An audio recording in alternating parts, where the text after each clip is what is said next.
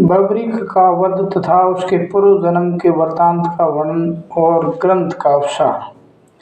सूत जी कहते हैं, तदंतर पांडवों के वनवास का 13वां वर्ष व्यतीत हो जाने पर जब उपलव्य नामक स्थान में सब राजा युद्ध के लिए एकत्रित हो गए, तब महारथी पांडव भी युद्ध करने के लिए कुरुक्षेत्र में आकर स्थित हुए। दुर्योधन आदि कौरव भी वहां पहले से ही टिके हुए थे। उस समय भीष्म जी ने रथियों और अतिरथियों का गणना की थी। उसका सब समाचार गुप्तचरों द्वारा सुनकर राजा युधिष्ठिर ने अपने पक्ष के राजाओं के बीच भगवान श्री कृष्ण से कहा, देवकी नंदन पिता में भीष्म ने रथियों और अतिरथियों का वर्णन किया है। उसे सुनकर दुर्योधन ने अपने पक्ष के महारथियों से पूछा है कि कौन वीर कितने समय में सेना सहित पांडवों का वध कर सकता है। इसके उत्तर में पिता में भीष्म तथा कृपाचार्य ने 1 मास में हम सबको मारने की प्रतिज्ञा की है। द्रोणाचार्य ने 15 दिनों में, अश्वत्थामा ने 10 दिन में तथा सदा मुझे भयभीत करने वाले कर्ण ने 6 दिन में सेना सहित पांडवों को मारने की घोषणा की है। अतः यही प्रश्न मैं अपने पक्ष के महारथियों के सामने रखता हूँ, कौन कितने समय में सेना सहित कौरवों को मार सकता है। राजा युधिष्ठिर का यह वचन सुनकर अर्जुन बोले, महाराज भीष्म आदि महारथियों ने जो प्रतिज्ञा या घोषणा की है वह सर्वथा असंगत है, क्योंकि विजय और पराजय में पहले से किया हुआ निश्चय झूठा होता है। आपके पक्ष में भी जो वीर राजा हैं वे युद्ध के लिए कमर कसकर रणभूमि में डटे हुए हैं। देखिए, नरश्रेष्ठ काल के समान दुर्धर्ष हैं, द्रौपद, विराट, केकयी, सहदेव, सात्यकी, दुर्जय, वीर चेकितान, दुष्टदुमन पुत्र सहित महापराक्रमी घटोत्कच, महाधनुर्धर भीमसेन आदि तथा कभी किसी से परास्त न होने वाले भगवान श्री कृष्ण, ये सब आपके पक्ष में हैं। मैं तो समझता हूँ इनमें से एक एक वीर सारी कौरव सेना का सार कर सकता है। इनके डर से कौरव इस प्रकार भागेंगे जैसे सिंह से डरे हुए मृग। बूढ़े भीष्म से, बूढ़े बाबा द्रोण और कृपण से तथा अश्वत्थामा से अपने को क्या भय है। अथवा यदि चित्त की शांति के लिए आप जानना ही चाहते हैं तो मेरी बात सुनिए। मैं अकेला युद्ध में सेना सहित समस्त कौरवों को 1 दिन में नष्ट कर सकता हूँ। अर्जुन की ये बात सुनकर घटोत्कच ने पुत्र ने हंसते हुए कहा, महात्मा अर्जुन ने जो प्रतिज्ञा की है वह मुझे नहीं सही जाती, क्योंकि इनके द्वारा दूसरे वीरों पर महान आक्षेप हो रहा है। अतः अर्जुन और श्री कृष्ण सहित आप सब लोग चुपचाप खड़े रहे। मैं एक ही मुहूर्त में भीष्म आदि सबका यमलोक में पहुंचा दूंगा। मेरे भयंकर धनुष को इन दोनों अक्षय तुणीरों को तथा भगवती सिद्धि अंबिका के दिए हुए इस खड़ग को भी आप लोग देखें। ऐसी दिव्य वस्तु मेरे पास है, तभी मैं इस प्रकार सबको जीतने की बात कहता हूँ। बर्बरीक का यह वचन सुनकर सब क्षत्रिय बड़े विस्मय को प्राप्त हुए। अर्जुन ने भी आक्षेप करने के कारण लज्जित तो श्री कृष्ण की ओर देखा। तब श्री कृष्ण ने कहा, पार्थ, घटोत्कच के इस पुत्र ने अपनी शक्ति के अनुरूप ही बात कही है। इसके विषय में बड़ी अद्भुत बातें सुनी जाती हैं। पूर्व काल में इसने पाताल में जाकर 9 करोड़ पलाशी नामक दैत्यों को क्षण भर में मौत के घाट उतार दिया था। तत्पश्चात यादेवेंद्र श्री कृष्ण घटोत्कच के पुत्र से कहा, वत्स भीष्म, द्रोण, कृप, अश्वत्थामा, कर्ण और दुर्योधन आदि महारथियों के द्वारा सुरक्षित कौरव सेना को जिस पर विजय पाना महादेव जी के लिए भी कठिन है, तुम इतना शीघ्र कैसे मार सकते हो? तुम्हारे पास ऐसी कौन सा उपाय है? समस्त प्राणियों के अधीश्वर भगवान वासुदेव के इस प्रकार पूछने पर सिंह के समान वृक्ष स्थल, पर्वताकार शरीर तथा अतुलित बल से संपन्न एवं नाना प्रकार के आभूषणों से विभूषित बर्बरीक ने तुरंत ही धनुष चढ़ाया और उस पर बाण संधान किया। फिर उस बाण को उसने लाल रंग के भस्म से भर दिया और कान तक खींचकर छोड़ दिया। उस बाण के मुख से जो भस्म उड़ा वह दोनों सेनाओं में सैनिकों के मर्मस्थलों पर गिरा। केवल 5 पांडु, कृपाचार्य और अश्वत्थामा के शरीर से उसका स्पर्श नहीं हुआ। यह कर्म करके बबरीक ने पुनः सब लोगों से कहा, आप लोगों ने देखा, इस क्रिया के द्वारा मैंने मरने वाले वीरों के मर्म स्थान का निरीक्षण किया है। अब उन्हीं मर्म स्थानों में देवी के दिए हुए तीक्ष्ण और अमोघ बाण मारूंगा, जिनसे ये सभी योद्धा क्षण भर में मृत्यु को प्राप्त हो जाएंगे। आप सब लोगों को अपने अपने धर्म की सौगंध है, कदापि शस्त्र ग्रहण न करें। मैं 2 ही घड़ी में इन सब शत्रुओं को तीखे बाणों से मार गिराऊंगा। यह सुनकर युधिष्ठिर आदि के चित्त में बड़ा विस्मय हुआ। वे सब लोग बर्बरीक को साधुवाद देने लगे, जिससे महान कोलाहल छा गया। बर्बरीक ने ज्यों ही उपयुक्त बात कही, त्यों ही श्री कृष्ण ने कुपित होकर अपने तीखे चक्र से बर्बरीक का मस्तक काट गिराया। यह देख सबको बड़ा आश्चर्य हुआ। सब एक दूसरे को कहने लगे, अहो ये क्या हुआ, घटोत्कच का पुत्र कैसे मारा गया। पांडु भी अन्य सब राजाओं के साथ आंसू बहाने लगे। घटोत्कच तो हाँ पुत्र कहता हुआ शोक से मूर्छित होकर गिर पड़ा। इसी समय सिद्धा, अंबिका आदि 14 देवियां वहां आ पहुंची। श्री चंडिका ने घटोत्कच को संतावना देकर उस शब्द से कहा, सब राजा सुने, विदित आत्मा भगवान श्री कृष्ण ने महाबली बबरीक का वध किस कारण से किया है वह मैं बताती हूँ।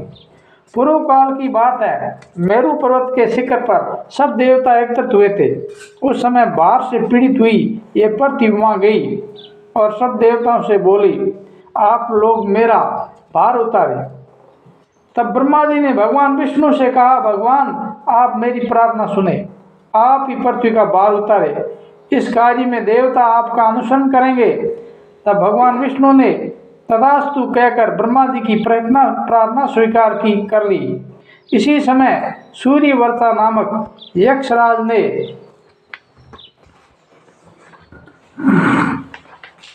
अपनी भुजा ऊपर उठाकर कहा, आप लोग मेरे रहते हुए मनुष्य लोक में क्यों जन्म धारण करते हैं। मैं अकेला ही अवतार लेकर पृथ्वी के भारभूत सब देवताओं का सार करूंगा।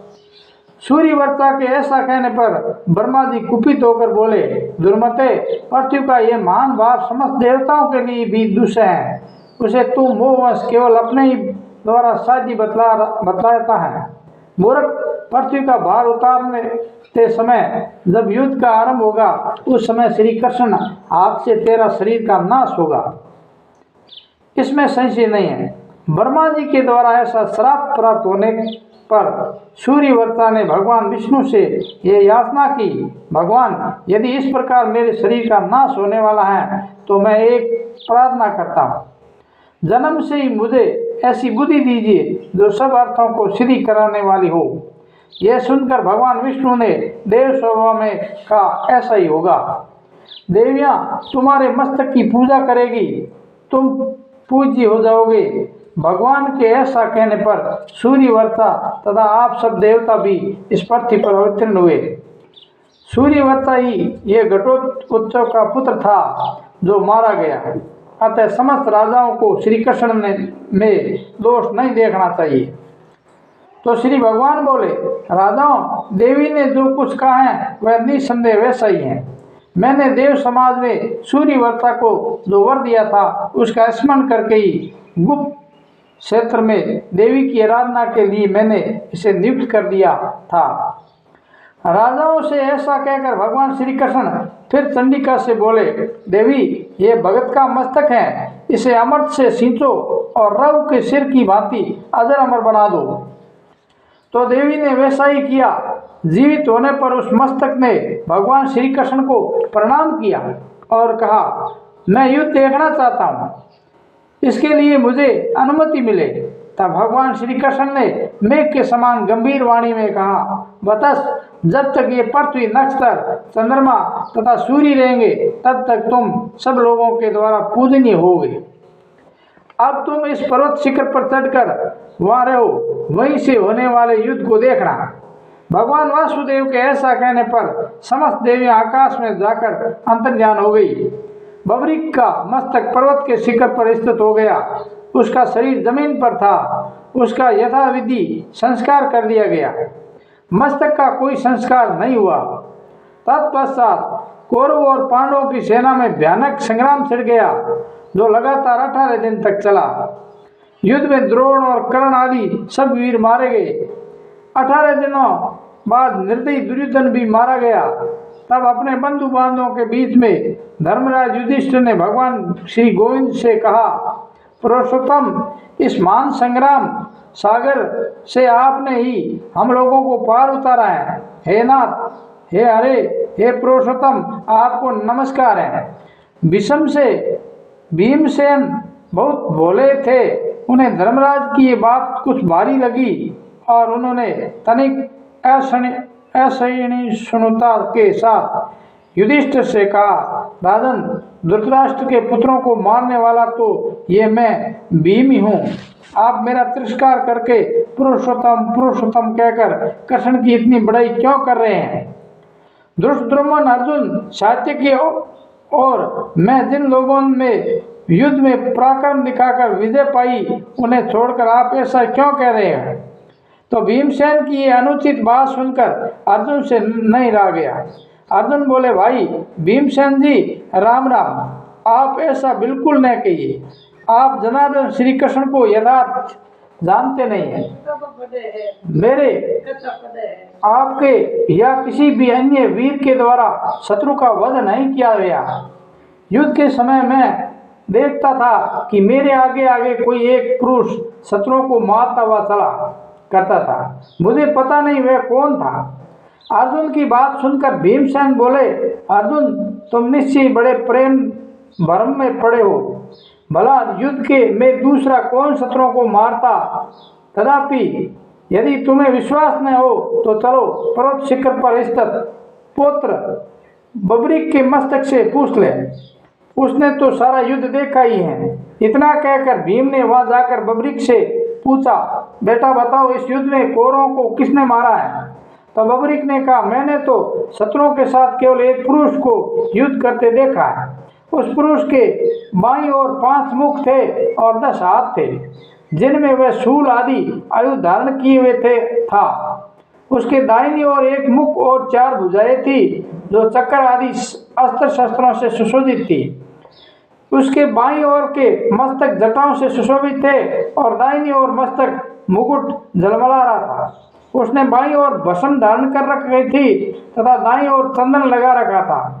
बाईं ओर चंद्रकला शोभा पा रही थी और दाईं ओर कौस्तुभ मणि छटा छा रही थी। उस पुरुष के अतिरिक्त कौरव वाहिनी का विनाश करने वाले किसी अन्य पुरुष को मैंने नहीं देखा। बबरीक के ऐसा कहते ही आकाश मंडप उद्भासित हो उठा। उससे पुष्पवृष्टि होने लगी। देवताओं की दुनिया बज उठी और साधु साधु की ध्वनि से आकाश भर गया। इससे भीमसेन लज्जित होकर लंबी सांस लेने लगे। तदंतर भीमसेन ने तन मन वचन से भगवान श्री कृष्ण को प्रणाम करके कहा, केशव, मैंने जन्म से लेकर अब तक जितने भी अपराध किए हैं, उन सब के लिए तुम मुझे क्षमा करो। हे पुरुषोत्तम, हे नाथ, मैं मूर्ख हूँ, तुम मेरे प्रति प्रसन्न हो। भगवान ने हंसकर कहा, अच्छी बात है, सब क्षमा किए। तदंतर भीम को साथ लेकर भगवान श्री कृष्ण ने बबरीक के समीप जाकर कहा, तुमको इस क्षेत्र का त्याग नहीं किया करना चाहिए। हम लोगों से जो अपराध हो गए हो उन्हें क्षमा करना। भगवान के ऐसा कहने पर बबरीक ने उन्हें प्रणाम किया और प्रसन्नतापूर्वक वे अपनी अभीष्ट स्थान को चला गया। भगवान वासुदेव भी अवतार संबंधी सब कार्य पूर्ण करके परम धाम को पधारे। ब्राह्मणों, इस प्रकार मैंने तुम्हें बबरीक के जन्म का वृत्तांत बतलाया है और गुप्त क्षेत्र का भी संक्षेप में वर्णन किया है। इस क्षेत्र का प्रमाण ब्रह्मा जी ने 7 कोश का बताया है। यह संपूर्ण मनोरथों को सिद्ध करने वाला है। इस प्रकार परम पवित्र मई सागर संगम का वर्णन किया गया। जो इसका शरण अथवा पाठ करता है वह सब पापों से मुक्त हो जाता है। यह प्रसंग बहुत ही पवित्र पुण्यदायक यश की वृद्धि करने वाला तथा पाप को हर लेने वाला है। जो पुरुष भक्तिपूर्वक इसका श्रवण करता है वह पुण्य का भागी होता है और प्राण नाश के पश्चात भगवान शिव के परम धाम में जाता है। जो मनुष्य मन और इंद्रियों को संयम में रखकर पवित्र हो, इस परम अन्य यशोदायक निश्चय पुण्यप्रद मनुष्य मात्र के पाप हारक तथा उत्तम मोक्षदायक पुराण का प्रतिदिन श्रवण करता है, वह सूर्य मंडल को भेद कर भगवान विष्णु के परम धाम को प्राप्त होता है।